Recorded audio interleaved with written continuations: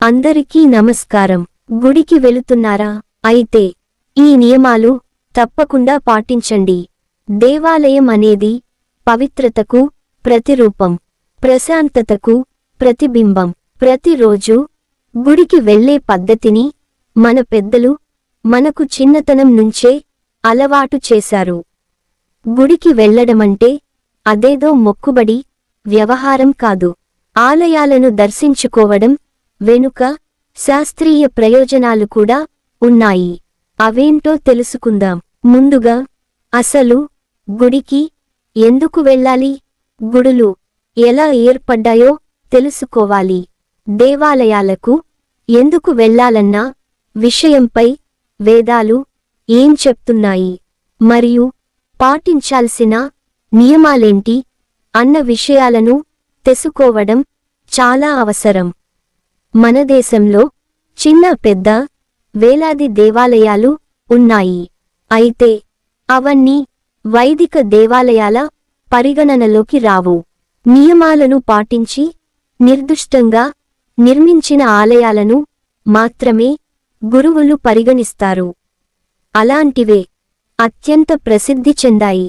ఇతర దేవాలయాలు కూడా పవిత్ర ప్రదేశాలే అయినప్పటికీ కొన్ని ఆలయాలు మరింత పునీతమయ్యాయి, స్థలమహత్యాన్ని సంతరించుకున్నాయి. భూమిలో మహత్తరమైన ఆకర్షణ శక్తి తరంగాలు ఎక్కడ ప్రసరిస్తూ ఉంటాయో అక్కడ ఆలయాన్ని నిర్మిస్తారు. ఉత్తర దక్షిణ ధృవాల మధ్య ఎలా ఆకర్షణ శక్తి ఉంటుందో అలా భూమిలో పాజిటివ్ ఎనర్జీ పాసయ్యే చోట ప్రసిద్ధ దేవాలయాలు ఉన్నాయి. దేవాలయ గర్భగృహంలో ఉత్కృష్టమైన ఆకర్షణ తరంగాలు కేంద్రీకృతమైన చోట మూలవిరాట్టును నిలిపిన ప్రదేశంలో వేదమంత్రాలు రాసిన తామ్రపత్రాన్ని నిక్షిప్తం చేసి ఉంచుతారు. రాగి లోహానికి భూమిలో ఉండే శక్తి తరంగాలను గ్రహించే తత్వం ఉంది.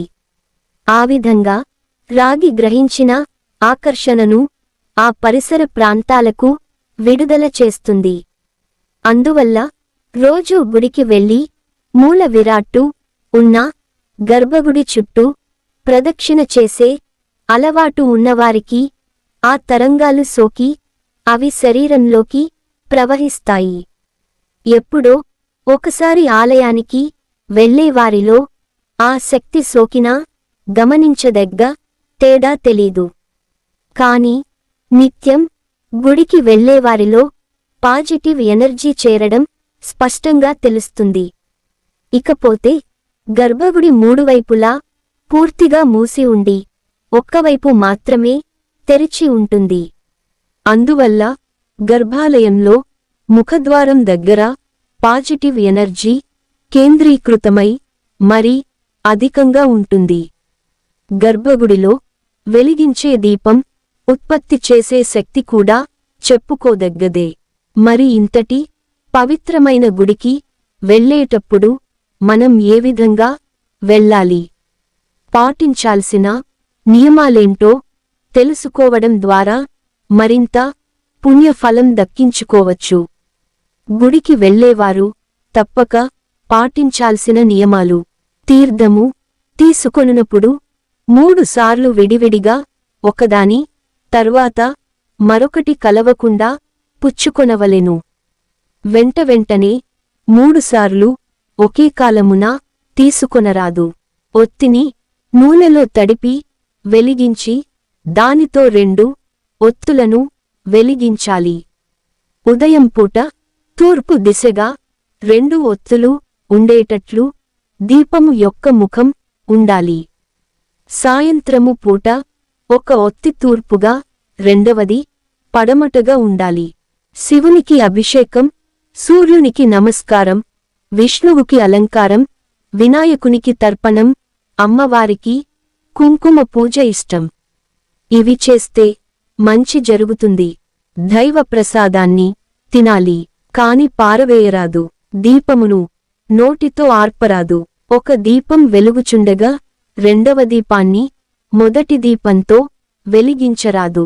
దీపం వెలిగించగానే బయటకు వెళ్ళరాదు. దేవుని పూజకు ఉపయోగించు ఆసనం వేరొక పనికి వాడరాదు. దేవాలయానికి వెళ్ళినప్పుడు విగ్రహానికి ఎదురుగా నిలబడి నమస్కారం, స్తోత్రములు చదవకూడదు. ప్రక్కగా నిలబడి చేతులు జోడించి నమస్కరించి వేడుకోవాలి. పురుషులు దేవునికి సాష్టాంగ నమస్కారం చేయవచ్చు. స్త్రీలు చేయరాదు. వారు మోకాళ్లపై వంగి నుదురును నేలకు ఆనించి నమస్కారం చెయ్యాలి. యుద్ధమునకై శంఖమును పూరించుచున్న కృష్ణుడు మరియు ఒక్కడే నిలబడి వేణువు ఊదుతున్న కృష్ణుడు ఫోటో గాని విగ్రహం గాని ఇంటిలో ఉండరాదు. మరియు ధ్యానం చేయుచున్న ఈశ్వరుడు, హనుమంతుడు ఫోటోలు ఉండరాదు. లక్ష్మీదేవి కూర్చుని ఉన్న ఫోటోగాని విగ్రహంగాని ఉండాలి. నిలబడి ఉన్నది వాడరాదు. శివలింగానికి నందీశ్వరునికి మధ్యలో మనుష్యులు నడవరాదు. తులసి దళములను పూజ చేయనప్పుడు దళములుగానే వెయ్యాలి. ఆకులుగా త్రుంచిన దోషము. మరు జన్మలో భార్య వియోగము కలుగును.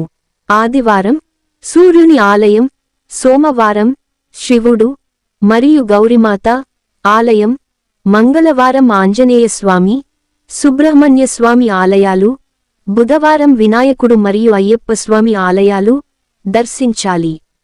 గురువారం సాయిబాబా, దత్తాత్రేయ మొదలగు గురువుల ఆలయాలు, శుక్రవారం అమ్మవారి ఆలయాలు, శనివారం వెంకటేశ్వరస్వామి ఆలయాలు మరియు గ్రామదేవతల ఆలయాలు వారి వారి సంప్రదాయ సిద్ధంగా దర్శించుట మంచిది. ఏ దేవాలయానికి వెళ్ళినా మొదట ధ్వజస్తంభాన్ని దర్శించాలి.